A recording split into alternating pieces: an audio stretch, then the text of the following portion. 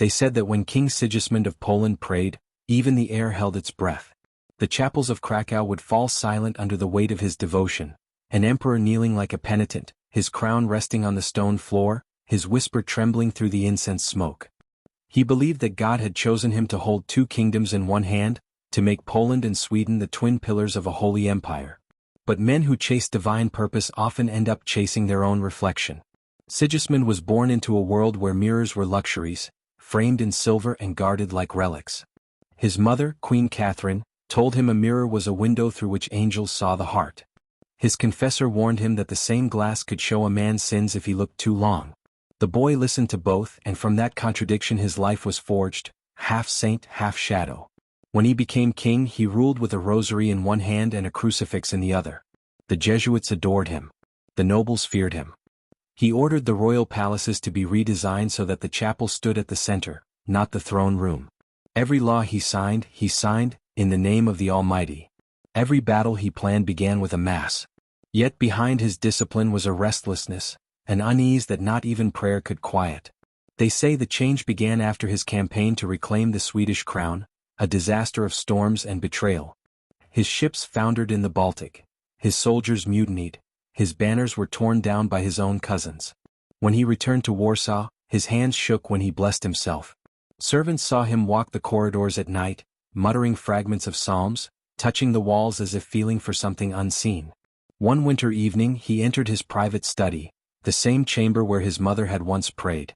On the table stood a mirror, a gift from the Venetian ambassador, polished crystal bordered in gold. Sigismund dismissed his attendants. For hours the candles flickered against the glass, throwing his reflection into the corners of the room. At dawn a scream split the silence. No one knows what he saw. The guards rushed in to find him collapsed on the floor, the mirror cracked from corner to corner like a spider's web.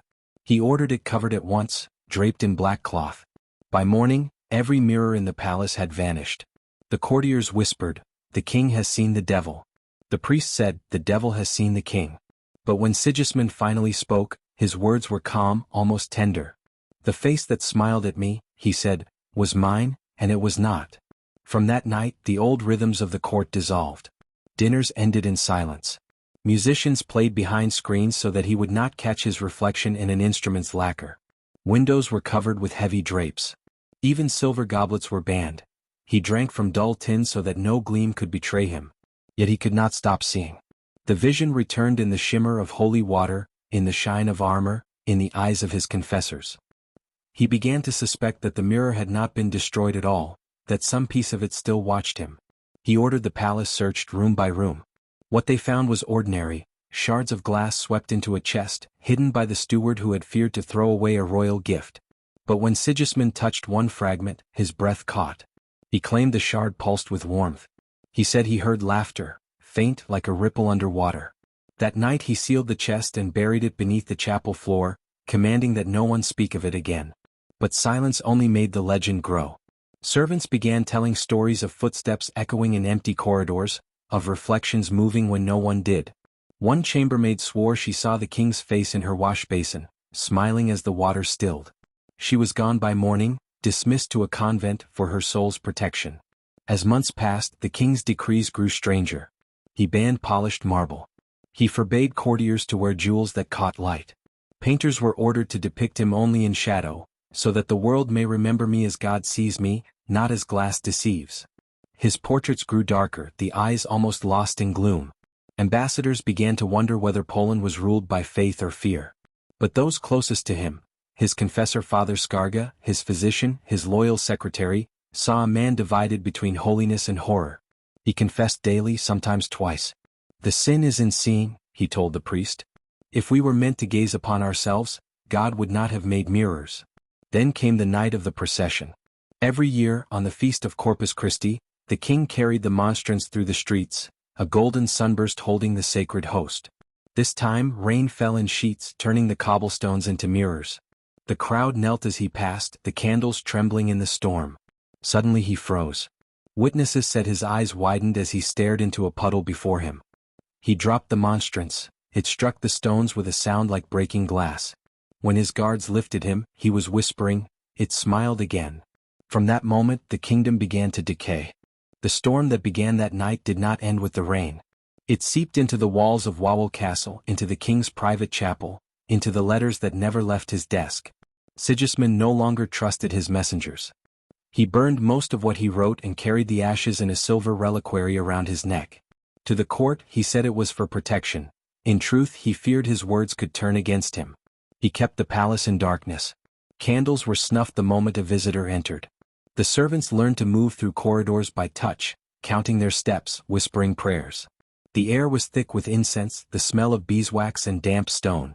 Sometimes late at night the guards heard him speaking in Latin, not a prayer but an argument.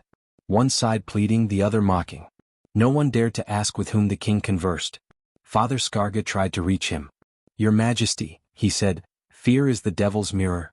You must look away from it." Sigismund only smiled. "Then why, father, do you fear to look at me?" The confessor's courage failed him. He requested transfer to a monastery and never spoke of the king again. After that, Sigismund prayed alone.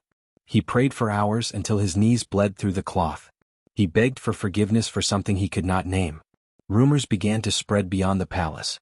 Peasants said the king had cursed his own reflection. Merchants said he had seen the devil's grin in a polished coin. Some claimed the mirror had been a gift from an angel who came to test him. Others said the angel had failed. To prove his devotion, Sigismund ordered a great fast. No meat was to be eaten for 40 days, no feasts, no music. The capital fell silent. But fasting did not bring peace. On the 37th night, a servant carrying a pitcher of water slipped on the stairs. The silver lid flew open and moonlight hit the water inside. The king saw it and screamed. He struck the servant across the face and smashed the pitcher against the wall. When the man tried to speak, Sigismund shouted, "You brought it back." The servant was dismissed at dawn. The next day the king ordered all wells in the palace courtyard covered. "The earth will not tempt me," he said. His ministers began to fear for the state. Borders frayed, trade slowed, nobles whispered of rebellion. They begged him to appear in public to show strength. He agreed to one council meeting in the great hall of marble where sunlight spilled through tall windows. As he entered, he froze. The floor gleamed like water. He saw the reflections of his courtiers, 50 faces bending toward him, and among them, one that smiled when the rest did not. He turned on his heel and fled. After that, the hall remained empty for years, draped in black cloth. The council took matters into their own hands. They ruled in his name, signing decrees he never read. But the king still held the loyalty of the church, and no one dared declare him unfit. They said, "He speaks to God." They did not add, "and perhaps to something else." In the quiet that followed, Sigismund began to paint. He used dark pigments ground from ash and soot, mixed with holy oil. The images were strange, arches that led nowhere, staircases twisting into darkness, faces with no eyes. He signed them with a single mark, a cross inverted inside a circle. When the court painter tried to ask the meaning, Sigismund replied, "It is the shape the mirror made when it cracked." A few of those paintings survive in forgotten archives. If you look closely beneath the layers of varnish, you can see faint lines like fractures spreading from the center. By the 3rd year of the curse, the king refused daylight altogether. He slept through the mornings, waking only at dusk. Torches flickered along the halls like watchful eyes. Sometimes, in the depth of night, a low chant echoed through the palace. His voice, repeating the same prayer again and again, "Deliver me from the image of myself." No one knew when he began to see the other figure again. Perhaps it was always there, waiting. His physician wrote of a shadowed twin who mocks the king from darkness. One evening, the physician found him kneeling before a covered mirror, whispering, "If I confess, will you forgive me?" When the doctor reached to remove the cloth, Sigismund caught his wrist. "Do not uncover it," he said, "unless you wish to change places with me." That same week, a messenger arrived from Rome with a letter sealed by the Pope. It warned against the dangers of superstition and urged the king to trust in the sacraments. Sigismund read it, then burned it over a candle flame. "Even Rome cannot see what I have seen," he murmured. Outside the palace, the kingdom began to break apart. Sweden renounced him. Wars flared on the borders. Famine followed. The people whispered that the king's reflection had taken his place on the throne and that the true Sigismund wandered the corridors unseen.